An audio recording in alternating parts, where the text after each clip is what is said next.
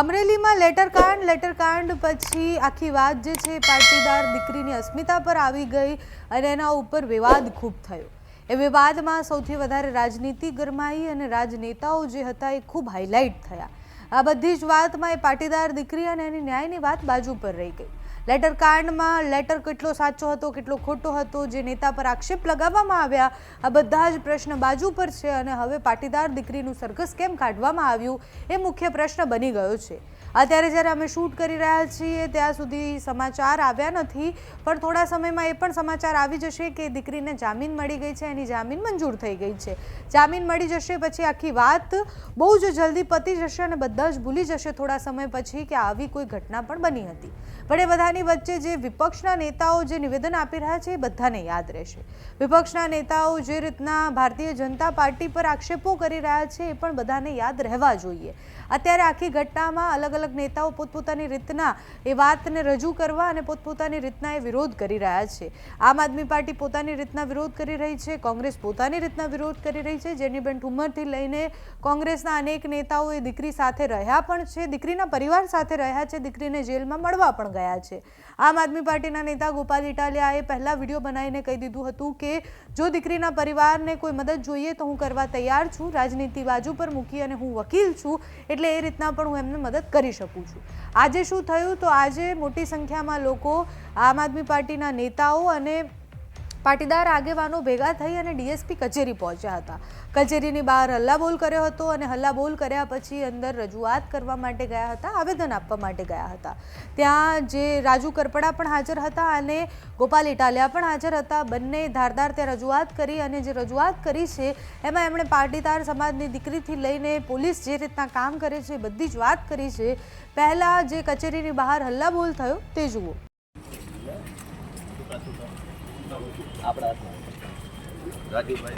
વાત એવી હશે કે અમારા શબ્દોમાં ક્યાંય કડવાશ દેખાશે, પણ સાહેબ વાસ્તવિકતા જે હશે એ કહેવાની એક આદત અમને પડેલી છે, બરાબર છે।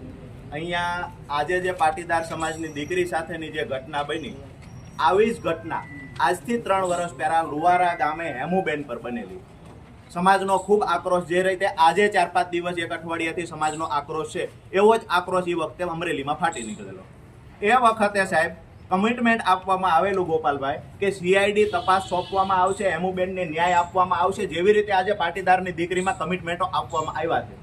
તો આજ દિવસ સુધી સીઆઈડી તપાસનું શું થયું સાહેબ? રિકન્સ્ટ્રક્શનના નામે માત્ર ને માત્ર ઘણી બધી ફરિયાદો અમને મળે છે કે વરઘોડાના બહાના હેઠળ પોલીસ લાખો રૂપિયા પડાવતી હોય। અમારી વાત તમને નહીં ગમે સાહેબ, પોલીસ લાખો રૂપિયા પડાવતી હોય ને આવા ઘણા બધા ફોન અમને આવે છે।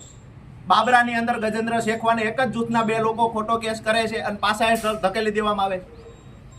માત્ર કારણ એટલું છે કે પોલીસને સવાલ કરે છે। અહીંયા હેમાળની અંદર સાહેબ 2 કોળી ભાઈઓને ત્યાં ચોરી થાય છે, આરોપી પકડાતો નથી। રાજુલા તાલુકામાં મંદિરોની દાનપેટીઓ લૂંટાય છે, આરોપી પકડાતો નથી। અમરેલીમાં હોમ ડિલિવરી દારૂ મળે છે, આરોપી પકડાતા નથી।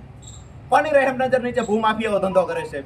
આજે પાટીદારની દીકરી સાથે અન્યાય થયો, કોઈ સમાજનું સાહેબ, અમે માત્ર એક સમાજની વાત નથી કરતા, કાઠીની દીકરી હોય, કોળીની હોય, પાટીદારની હોય સાહેબ, વરઘોડાના નામે જે સમાજના આગેવાનો પાસેથી અથવા આરોપી પાસેથી જે મોટી રકમ વસૂલવાના જે આરોપો લાગે છે ને, આ ખાખીને દાગ લગાવતું કૃત્ય છે સાહેબ।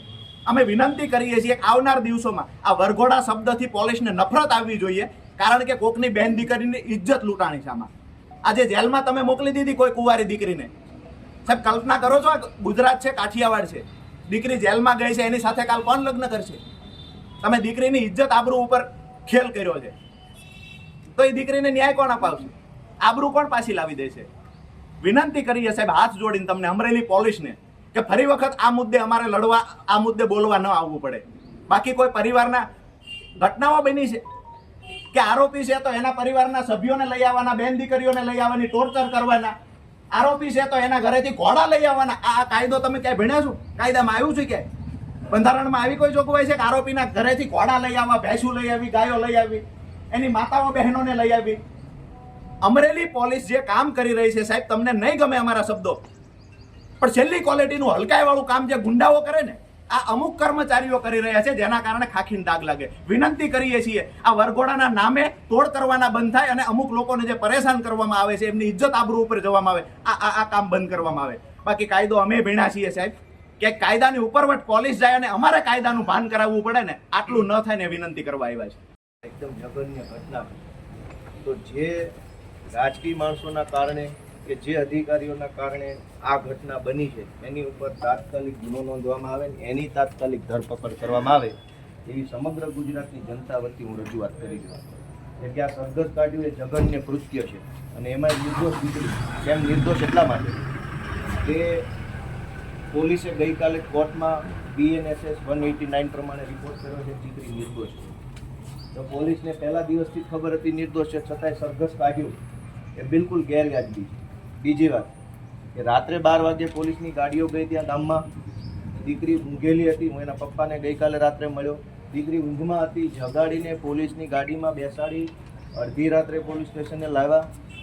કચેરીની બહાર હલ્લાબોલ થયા પછી નેતાઓ બહાર આવ્યા, આવેદનપત્ર આપવાની વાત પૂરી થઈ અને એના પછી ગોપાલ ઇટાલિયાએ આખી વાત સમજાવી કે આ કેસમાં શું થયું છે, કેસમાં શું થઈ શકે છે અને આગળ જતાં શું થશે.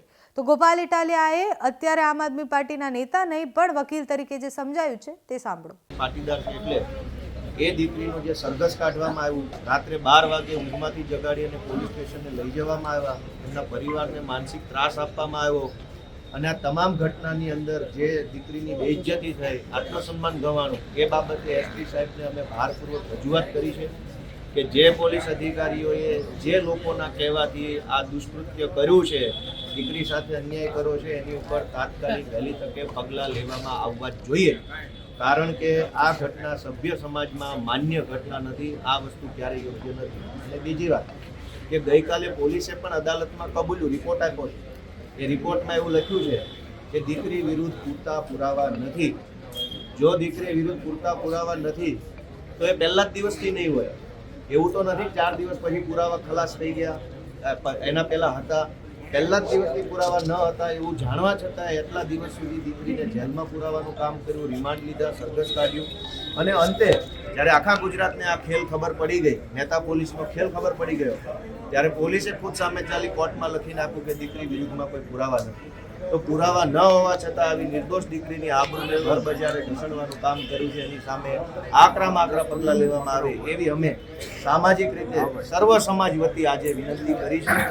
અમરેલીના SP સાહેબે અમને બાહેધરી આપી છે, ખાતરી આપી છે કે જે કાંઈ પણ કરવા જેવું છે કાયદાકીય પ્રક્રિયા એનું પાલન કરશે. એમને ઉપર IG સાહેબને વાત કરી છે, એવું પણ મને જણાવ્યું અને જે કાંઈ અધિકારી ઉપર પગલાં લેવાના છે જરૂર લેશે એવી ખાતરી આપી છે.